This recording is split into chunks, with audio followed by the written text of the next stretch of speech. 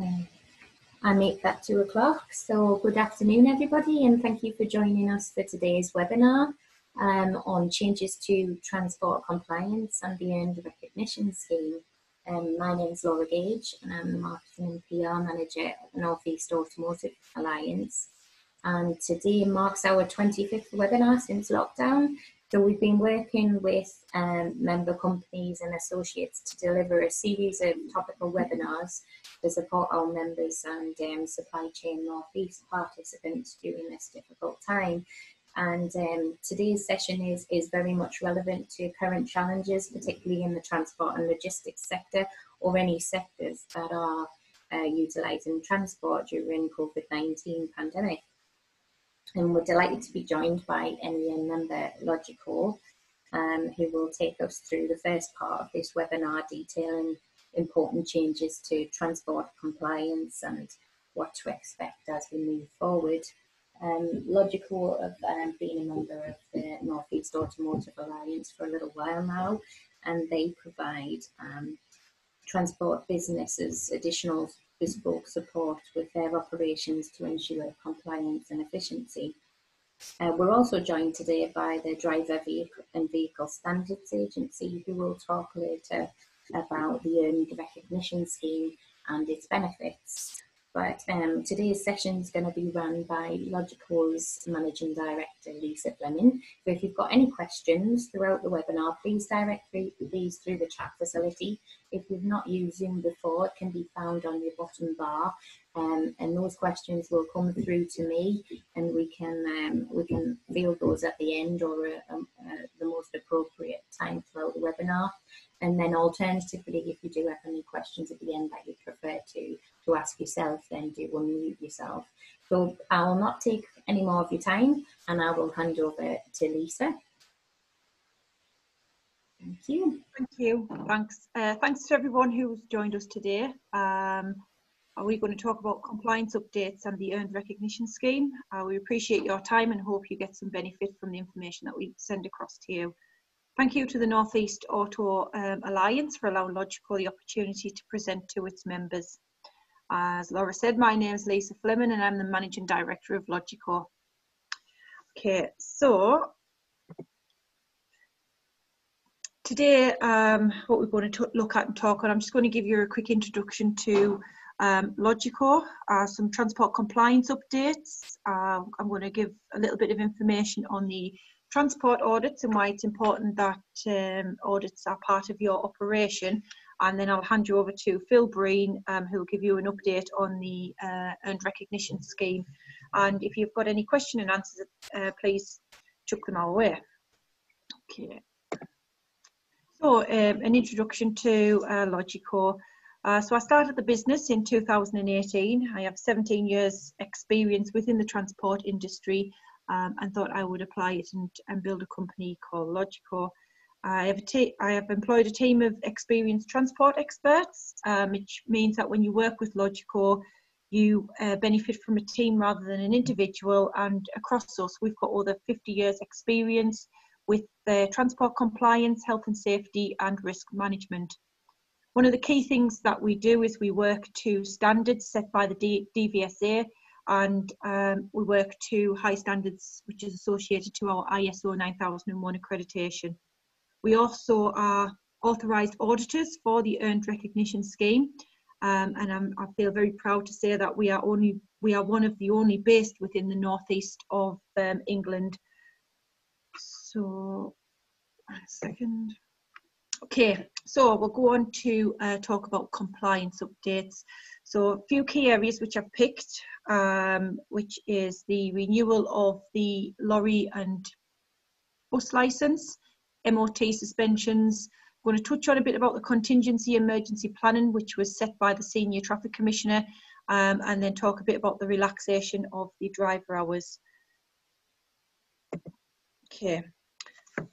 So the renewal of the lorry and bus licence normally comes into force around about when you're 45 years or over.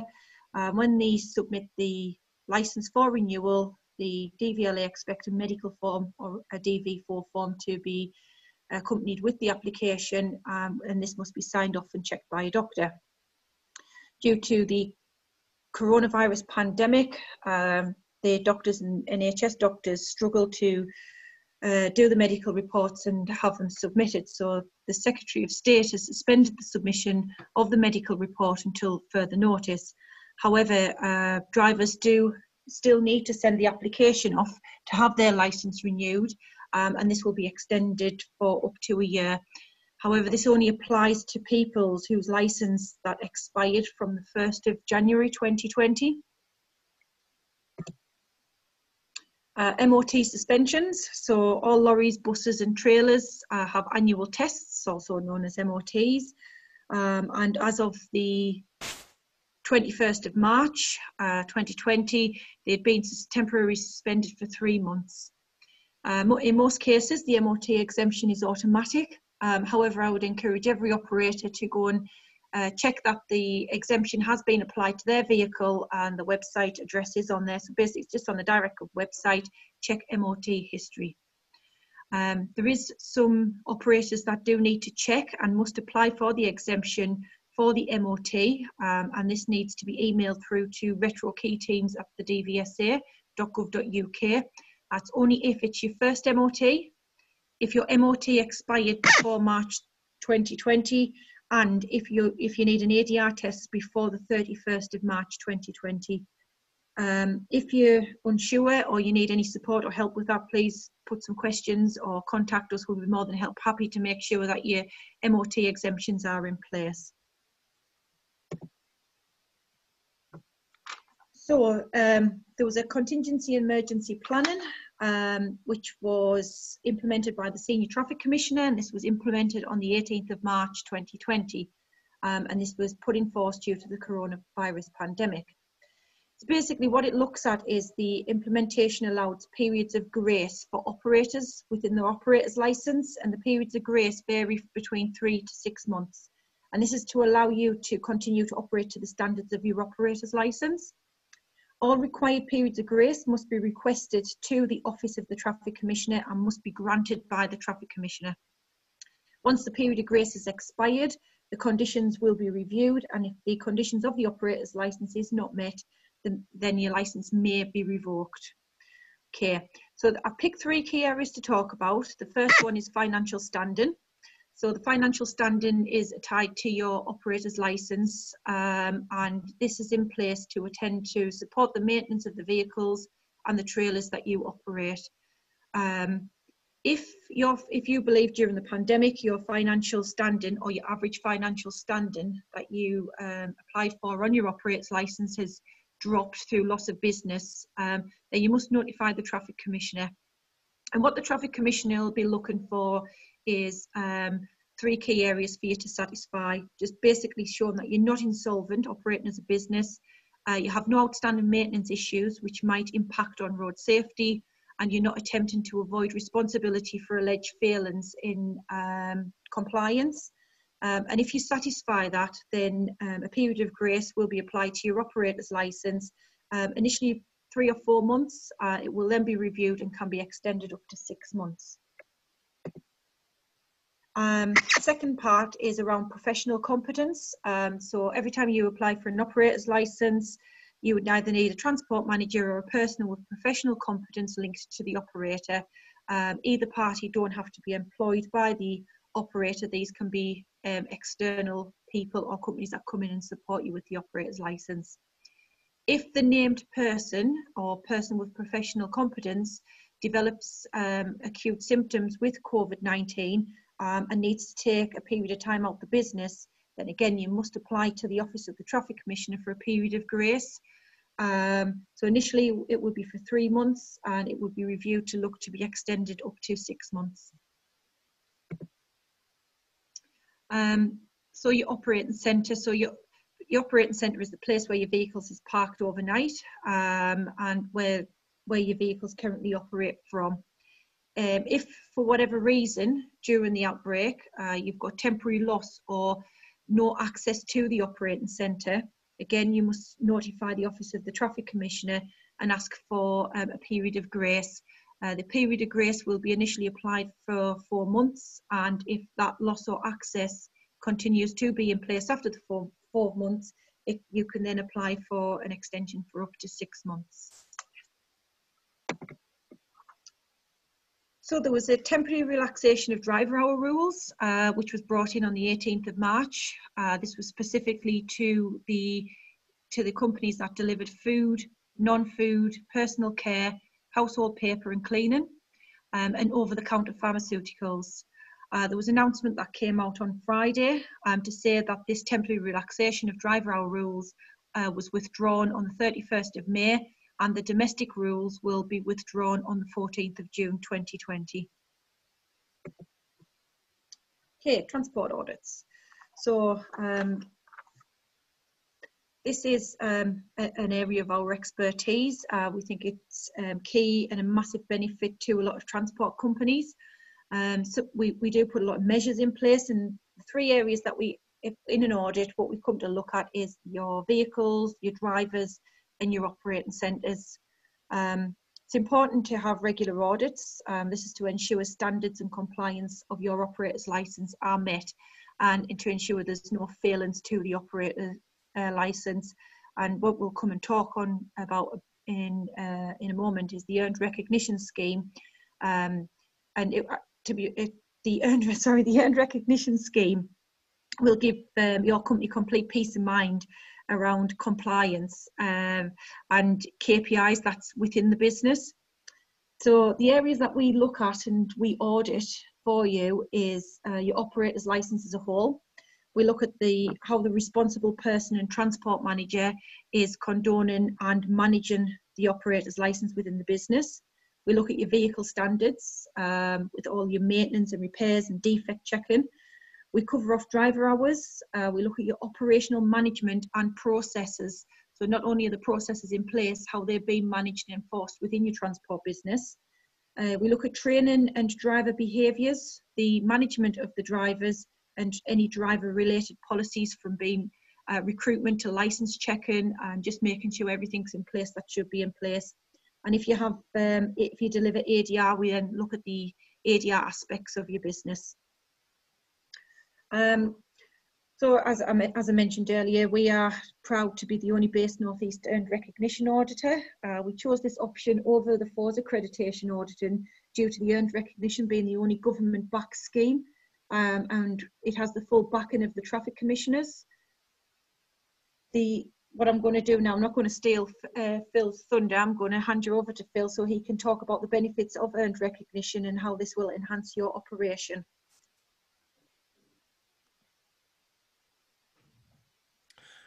Thank you, Lisa. Thank you. Good afternoon, everyone. So my name is Phil Breen, and I look after recognition on behalf of DVSA. I've been with DVSA for about 15 years now, done various roles. So I'm in a position now to head up recognition. So thank you to the North East Automotive Alliance and also to Logico for hosting me here today. I'm going to take you through a short presentation now, just explain about recognition as a scheme, some of the benefits, and what's going on in the current situation around COVID, and some of those successes we've had in terms of operators, what they found a real benefit being a member, especially during these times. So bear with me one moment and I will share my screen.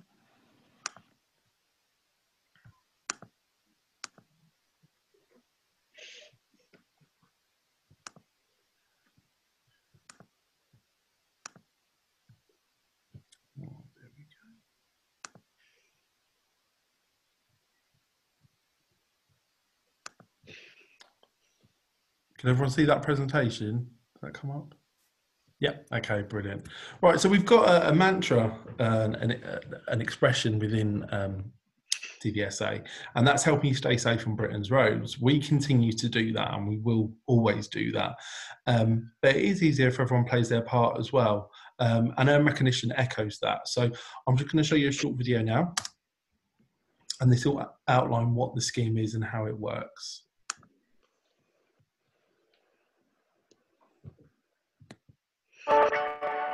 DVSA earned recognition is a new way to prove that you meet driver and vehicle standards. You'll regularly share performance information with DVSA. In return, it will be less likely that your vehicles will be stopped for inspections, saving you time and money. It's designed to work for both goods vehicle and public service vehicle operators, no matter what size your business is. Here's how it works. You'll need to pass a name recognition audit and have IT systems for vehicle maintenance records and driver's hours. These will monitor if you're meeting a set of key performance indicators, or KPIs. Your systems stay secure, and DVSA won't have direct access to them or any of your data. Every 4 weeks, your systems will tell DVSA if you've missed any of the KPIs by a set amount. If you do miss a KPI, DVSA will get in touch and work with you to fix the issue. When you join the scheme, you'll get all the benefits, including being able to prove you're an exemplary operator when you bid for contracts, being able to use the DVSA Earned Recognition mark, being recognised on gov.uk, the official government website, being less likely to have your vehicles stopped at the roadside or having DVSA visit your premises, having direct access to a DVSA Earned Recognition business team. Find out more and apply to join the scheme at gov.uk.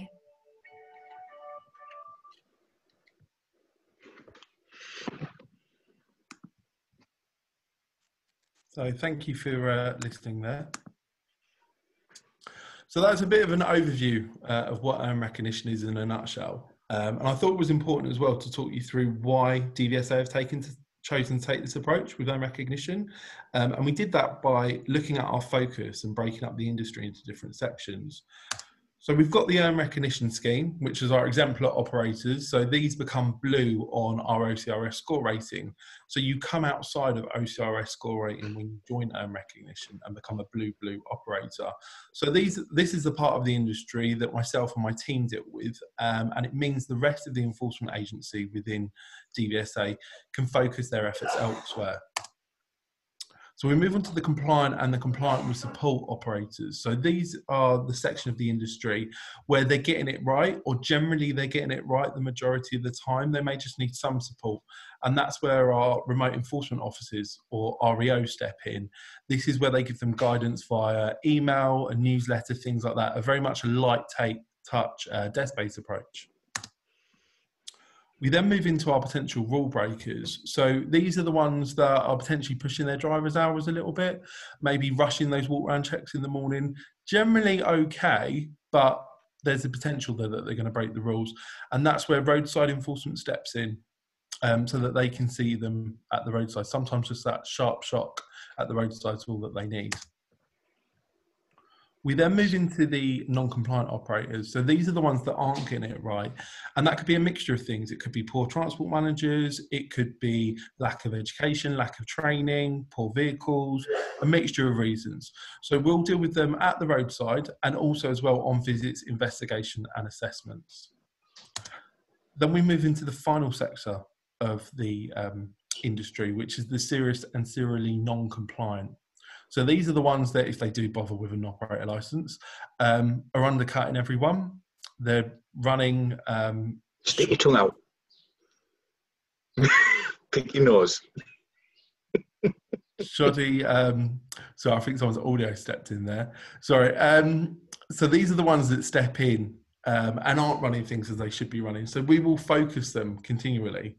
So we'll target our resource towards them to disrupt their supply chain. So it means they aren't able to run their services. So if they're suddenly getting impounded on a regular basis, if they're suddenly getting issued with graduated fixed penalties on a regular basis, if they're finding themselves in public inquiry and in court on a regular basis, it's not financially viable to run a non-compliant operation. And this is where the majority of our resource goes towards. And that's where I think it should go towards. But for us to do that, we need to take out the other sections of the industry, those that are getting it right. And earned recognition is the way in which you can do that and play your part. So the KPI monitoring. So as you saw from the video, it's broken into two sets, basically. We've got our vehicle systems and also our driver activities, so broken into two sections. That feed then comes into us once every 4 weeks, and we just look at those KPIs.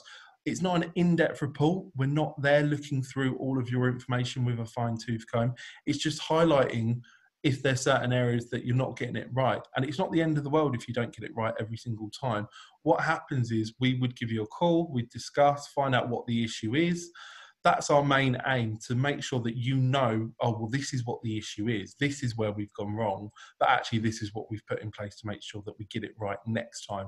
We're not expecting anyone to be perfect. We're just expecting operators to know where there are issues within their own business and that they can rectify them quickly, avoiding accidents on our road. Like I say, it's a one-way feed, so we don't have direct access to any of your systems. Your IT supplier and those systems produce a report that then come into us. So we don't have access to your systems. I can assure you we're not looking through any of your data or information. So there's a growing number of benefits from recognition, and those benefits continue to grow. So some of them include government recognition. So you are listed on a government website to say that you're an exemplar operator, to show that you're the top of the industry, you're the best in the game. You're less likely to be stopped at the roadside. So our roadside teams do not target recognition operators. The only time that you would be stopped would be if there was a visible defect, something like a tyre that looks like it's about to come off, something hanging off the vehicle, insecure load, that type of thing really. Also, you're accredited. So you can use our mark. So the mark, the DVSA recognition mark that you'll see at the top of the presentation, you can put that on your website. You can use that on any of your stationery, marketing, things like that. We are also launching where you can use it on your signage at your depots and also at your operating centres. We were looking into stickers, and we do get asked this on a regular basis. Can I have a sticker on there? There's a couple of reasons why we didn't go down that route. Firstly, at the moment, we can't use the government crown. This is the only government-backed scheme.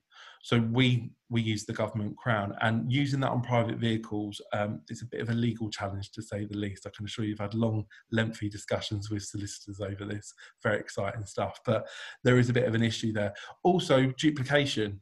There's other schemes out there, of course there is, and comparisons are going to be made. I know currently I could go on eBay and buy one of those stickers for about £1.99. So where's the real value in those stickers? I would question that. So we make sure that we protect the brand.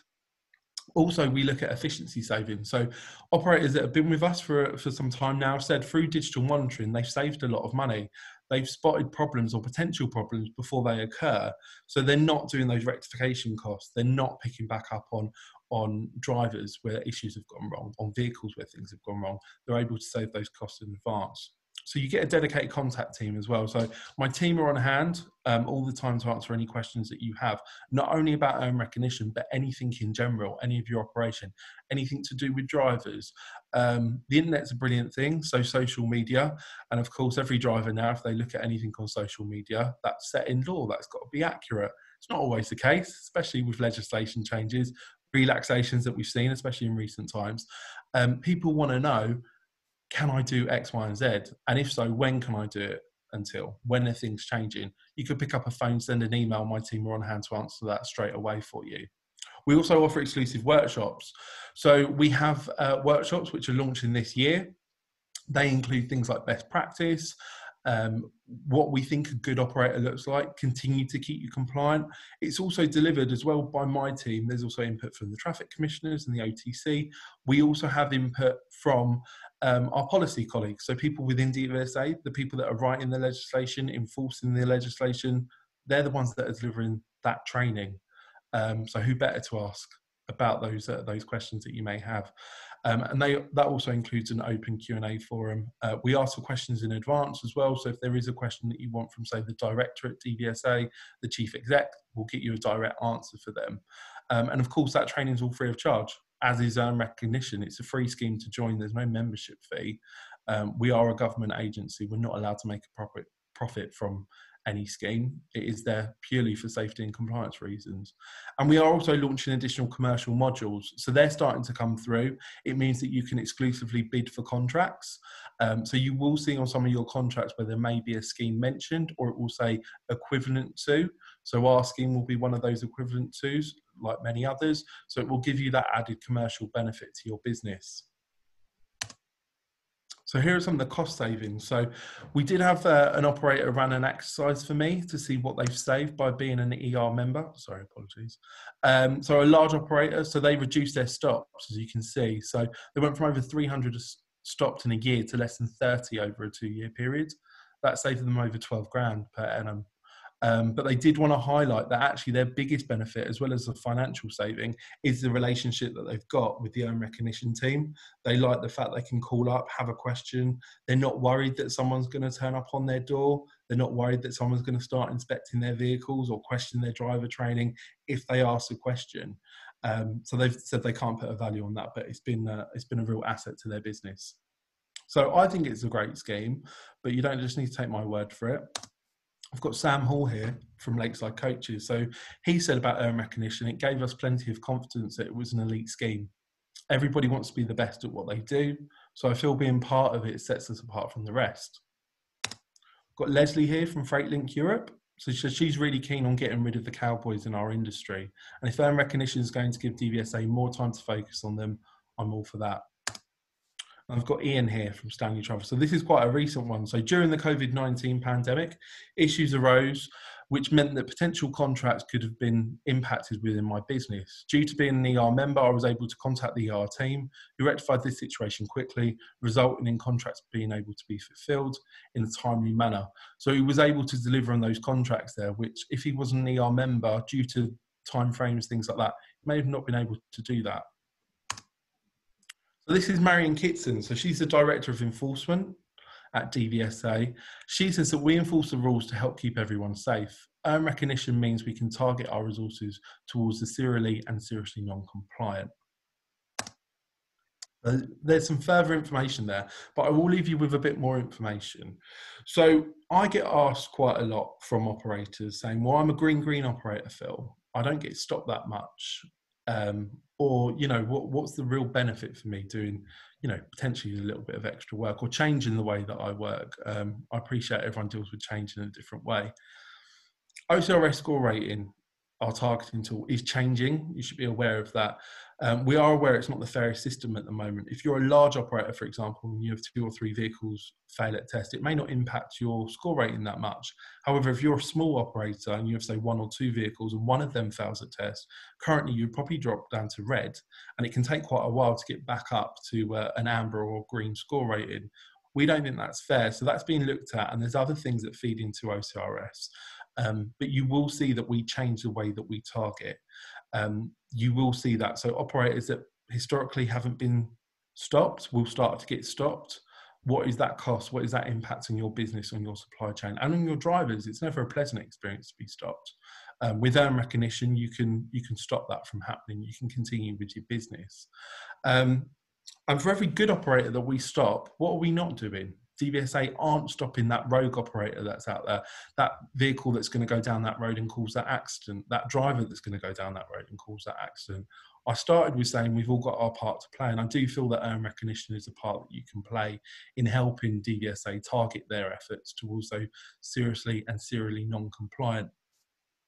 So I would encourage everyone, if you're capable of becoming an earn recognition member, do it. You can always email myself and my team at dvsaer@dvsa.gov.uk if you want to find out any information at all or put any questions to us. We're more than happy to help. And you can apply and find out more about the scheme at www.gov.uk/DVSA/recognition. I appreciate your time. Thank you for listening. If there are any questions, of course, you can always email my team if we don't get around to answering them later today. Thanks very much. I'll pass you back over to Lisa now. Thank you.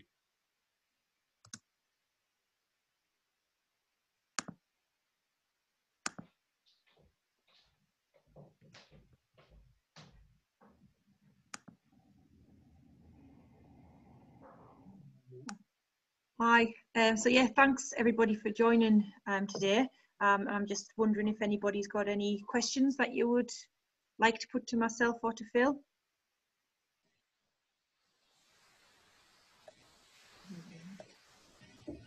Obviously, you can put them through the chat facility as well if you want to remain anonymous.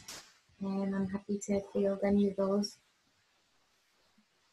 Hi there. Can everyone hear me? Or Yeah. I wasn't sure. I raised my hand and I felt like I was at school and nobody answered. Sorry, it's Matthew Wardy, company ambassador for LV Shipping. This isn't something we have, and we have for us. Getting straight to the point. How difficult a process is it? What support out there is available, and what kind of cost is involved? Hello. Basically, you have an initial audit. Now, if you're a FORS member, some of the audit can be similar. So depending on what level of audit you have, we may be able to use that as an earn recognition audit. You have an audit at the time of application, either 3 months before or 3 months after the application process. And then you have an audit once every 2 years. We ask that you have IT systems in place that can report those KPIs, a list of which are on our website. So a list of approved IT suppliers who can supply those KPIs to us are there. And that's basically it. If you can meet the criteria, then an application goes in. You know, we have operators, they've had an audit in advance, they apply on the Monday, they're in the scheme by the Wednesday or the Thursday. It's not a long drawn out process. We haven't tried, to make it complicated for the sake of making it complicated. It's, can you meet this criteria? Can you stay safe and compliance? We check that for your KPIs and we allow you to get on with your business, basically. Cost-wise, Phil, is there a... There's not, right, so basically what we've done in terms of the audits and the IT suppliers, we haven't dictated a cost to that. Reason we've done that is market factors, and also if we dictate to a business it's going to cost X amount, you will have a mixture. Some IT suppliers out there are working on many different products, so their cost potentially may be higher. You've got others that are one-man bands, they may have lower overhead. There's a real mixture out there. So we found the best is to open up choice to the industry, to grow the industry. The obvious question that we always get asked is, well, why don't DVSA do the audits? Why don't DVSA provide the IT systems? We didn't want everything in-house. There's a danger there that we could be called, corruption, things like that. And also we wanted to grow industry. We wanted to take this market and put it to companies such as Logico. And grow the business there. So that's what we've done, really. So there is a real mixed bag. I would always advise for people to look through the suppliers, have conversations, and see what deals can be done, really. Okay, that's great. Have you got a list of them that we can? Yeah, they're all on our website, but I can send you through the link as well. Oh, yeah. Good stuff. Thanks, guys. Hi, I'm Tony Harrison, also from LV Shipping. I'd like to ask a question, probably a bit more of a commercial one. We've got a lot of clients at the moment who are expecting us to be FORS accredited, and several of them to have FORS Silver. Do you foresee in the near future that this will be a real recognised alternative to that? And could you give a time scale? Yes. My crystal ball. No, in all honesty, yes. I think ultimately the industry needs to have choice. There is a danger there with someone such as FORS having a monopoly there, that you're setting one standard. And do remember, those contracts and the people that set those safety standards, there should be a standard that FORS then has to meet, just as we then have to meet. It shouldn't be FORS setting a safety standard. We have gone down the route of setting earn recognition as a standard. We haven't gone for, say, 1, 2, or 3, or bronze, silver, gold. Our ethos is either you're good enough or you're not good enough. You're compliant or you're not compliant. From our point of view, you can't be a bit compliant, or you can't be a bit safe, or you're a bit safer. It should be either you're safe or you're not. So yes, we are, I have conversations on a daily with contract holders, things like that. You will probably see in those contracts, say for instance, you use FORS as an example, it would probably say something along the lines of FORS Silver or equivalent. I think legally that you would struggle to just only have one scheme and only be able to use one scheme, because you're creating a monopoly out there in the industry. So yes, there's a lot of pressure to open up the industry to recognise other schemes. So yes, earn recognition is very much a real player in that field. I think kind of backing from traffic commissioners. We are the only government scheme. All goes in our favour, really. And like I say, there's no cost to us. There's no membership fee. There's no ongoing cost. It's really just to have IT systems and your audit, which so is that a yes or a no? Yes, we will be, yes. Okay. And secondly, do you think this would also absorb the requirements of clocks as well? We're not looking to absorb anything, to be honest with you. We look at those... reflect the requirements. I mean, we look at those other schemes, of course we do. We make comparisons and things like that. We have the options of modules. So I mentioned in my presentation that we've got commercial modules out there. we've taken the approach that say for instance, if you're you know, a rural PSV operator in North Wales, do you need to have the same set of standards as, say, a HGV refuse company in central London? Probably not. So actually, is it financially viable, and is it fair that you have to meet those exact standards for certain things that may be outside of safety and compliance in different environments? So we've added modules. So say, for instance, there was other things that were required for your vehicles around maybe security, driver training, something along those lines. You can apply for those additional modules, and you just add that onto your audit. So say, for instance, you were going for a commercial module, you just, when you ring your auditor, oh, I'm going for recognition, but I also want to apply for this module. Can you make sure that's also in my audit? So we could tailor the audit, as it were, based on our own bespoke scope of operations. Is that true? Correct. So there is a standard recognition audit across the board, but then if there's additional commercial modules, as they all start coming through, you can pick those modules as and when you want them and add them on to tailor to your business. Okay, thank you. No worries. Any more questions from anyone?